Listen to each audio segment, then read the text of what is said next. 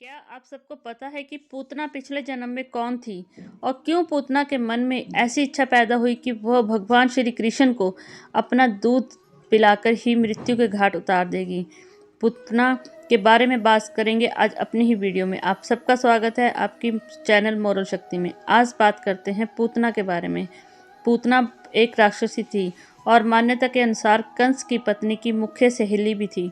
और कंस के ही कहने पर पूतना ने अपना वेश बदलकर बहुत ही सुंदर स्त्री का रूप धारण किया और श्री कृष्णा के पास जाकर उनको दूध पिलाने की इच्छा माँ यशोदा के सामने रखी। अब बात करते हैं आखिर पूतना थी कौन। पूतना पूर्व जन्म में महाराजा बलि की बेटी थी। महाराजा बलि जिन्होंने कभी भी द्वार पर आए हुए किसी भी मुख्य को, भिक्षुक को अपने हाथों से दान देने से पीछे नहीं हटे, जिन्होंने अपना सर्वस्व दान किया। एक समय की बात है जब भगवान विष्णु राजा बलि के पास वामन रूप में पहुंचते हैं तो उनकी बेटी रत्नमाला के मन में यह इच्छा जागती है कि अगर उसका भी बेटा इतना सुंदर और इतना प्यारा होगा तो वह उसको अपनी छाती से लगा के रखेगी। रत्नमाला बहुत खुश हुई भगवान विष्णु के वामन रूप को देखी, लेकिन जैसे ही कुछ ही क्षणों के अंदर भगवान विष्णु के वामन रूप ने राजा बलि से उनका सर्वस्त्र मांग लिया।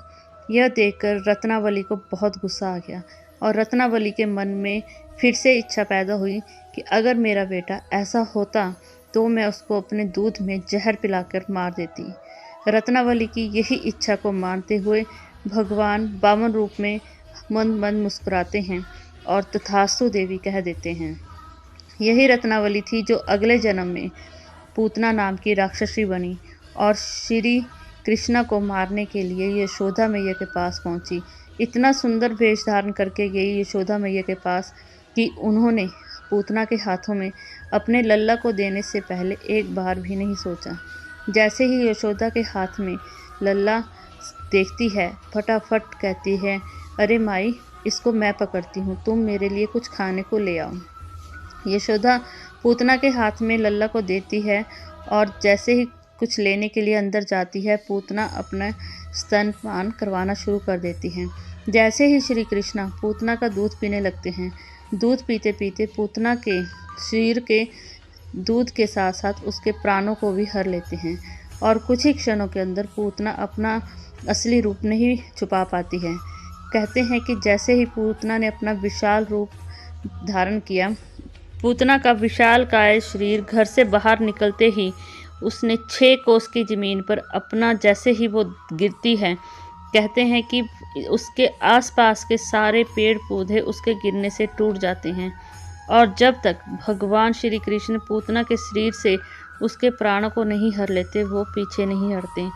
उसके प्राण निकलने के बाद ही भगवान दूध पीने से हटते हैं और पूतना को इस जन्म से मोक्ष की प्राप्ति करवाते हैं। तो आज अपने धार्मिक विचारों को यहीं विश्राम देती हूँ। उम्मीद करती हूँ आपको यह विचार अच्छे लगते होंगे।